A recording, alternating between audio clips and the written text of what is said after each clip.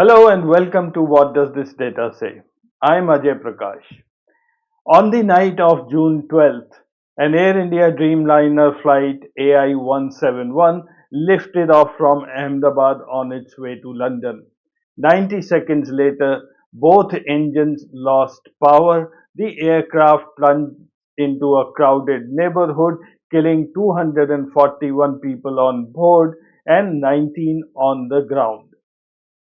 3 months later, we still don't know why it happened, but we do know this: the fight over the narrative has been almost as intense as the fight to find the truth. Today, we look at how the Western media headlines, Indian pilots and their families, the aviation regulator, and even the Supreme Court have been battling over what to believe and what not to believe. We'll also try to see why the investigation is far from done and why speculation has become the biggest obstacle to clarity. Western media versus Indian pilots, families, and the Supreme Court.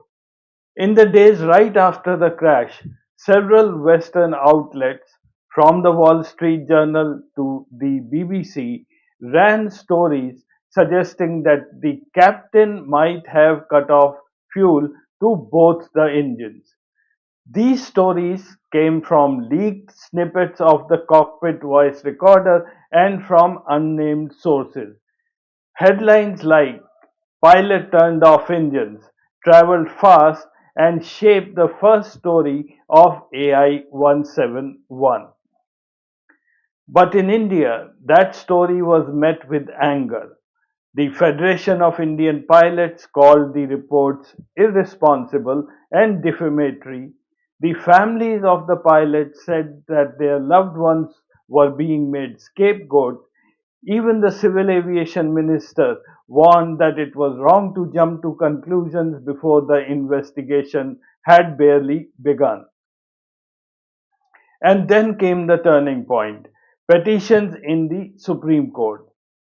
The families of the victims and the pilots' union asked for an independent or judicially monitored probe. They argued that leaks and half-truths were influencing global opinion. Under that pressure, and after both India's AAIB and America's NTSB asked media to show restraint, many Western headlines shifted. Stories now read: fuel switches found in cutoff position, cause yet to be determined. The blunt accusation of pilot fault softened, but it never completely went away. So has the narrative war subsided? Not entirely. It's quieter, more cautious, but families and pilots say they still have to keep fighting for a fair telling of the story.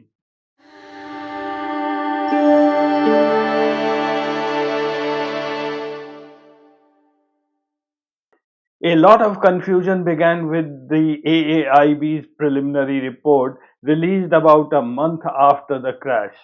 By international convention, such reports are meant to be factual snapshots, not to assign blame. But this one left too much unsaid.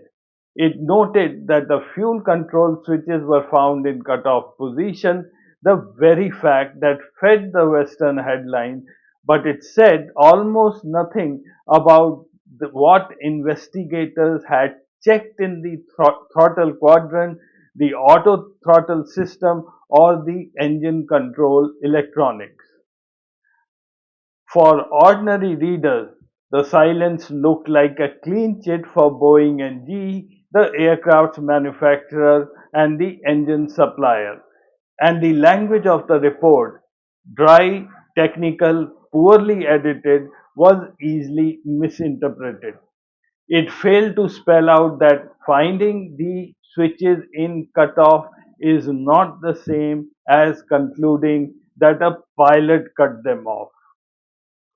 On top of that, media leaks about the cockpit voice recorder hinted at pilot confusion errors. The combination of an ambiguous official report and juicy leaks proved irresistible to headline writers.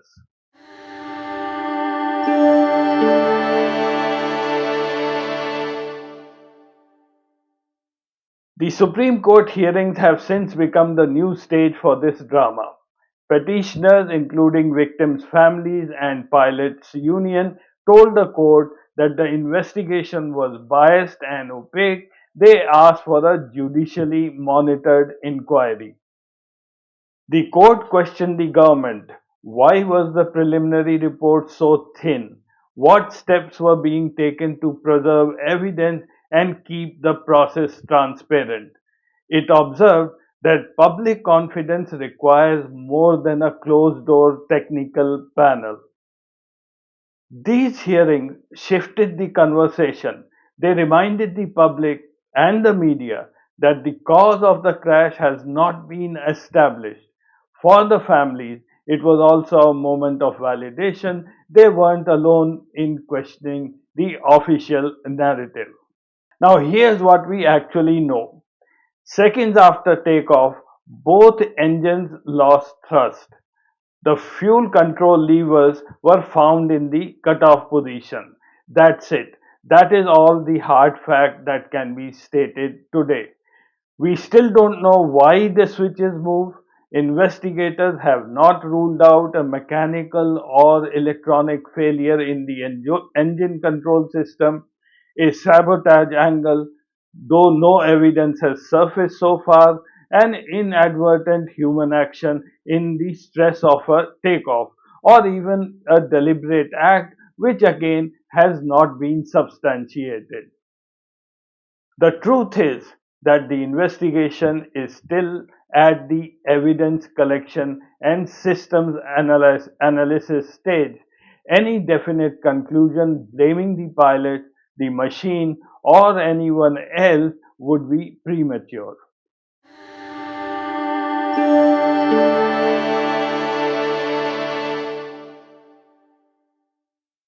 One strand of speculation that refuses to die centers on the Dreamliner's electrical system and its lithium ion batteries.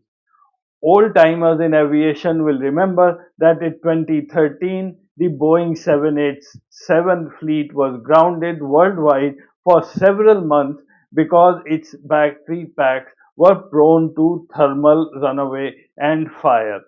Boeing redesigned the battery enclosures and added venting and fireproof boxes, and the problem seemed to be solved until now. In the AI-171 crash, investigators reported that the tail section, which houses the auxiliary power unit and the aircraft's main batteries, was found badly burned. No one has yet said whether the burn pattern was a cause or a consequence of the crash, but the visual of a charred tail has fueled theories that an electrical fault or battery fire could have disrupted power to the engine control system or triggered an emergency response in the cockpit. Technical experts caution that there is no hard evidence yet linking the batteries to the engine shutdown, and that a post crash fire could easily have burnt that section. But until the final forensic analysis of batteries, wiring harnesses, and power control units is released, this line of speculation will continue to hover in the public debate. It's a reminder that in aviation, old problems never quite disappear. They re-emerge as questions whenever the cause of the crash is unclear. Now, beyond the technical probe, there has been fallout for India's aviation sector. The parliament revealed that Air India had received 9 DGCA safety notices in the 6 months before the crash. The airline has scaled back some long haul flights for maintenance and crew retraining. The tragedy has raised tough questions about oversight, maintenance culture, and regulatory enforcement. There is also a geopolitical undercurrent. India has massive pending orders with Boeing and GE. Officials were wary of naming hardware problems too soon, which critics say contributed to the poor communication in the early days. So, what should we watch for now? The forensic reports on the throttle control and engine control hardware and software, the Supreme Court's next directions on how the probe is conducted, and finally the AAIB's full report, expected next year, which should answer the central question: what moved these fuel switches? Only then will the media, both at home and abroad, be forced to settle on a definitive narrative. The AI-171 tragedy is more than a technical mystery. It's a reminder that in the age of 24-hour news, narratives can outrun evidence. For the 260 lives lost and the families left behind, the least they deserve is a truth established by facts, not by headlines. Until that happens, speculation remains the biggest enemy of public trust in aviation safety. Thank you for watching.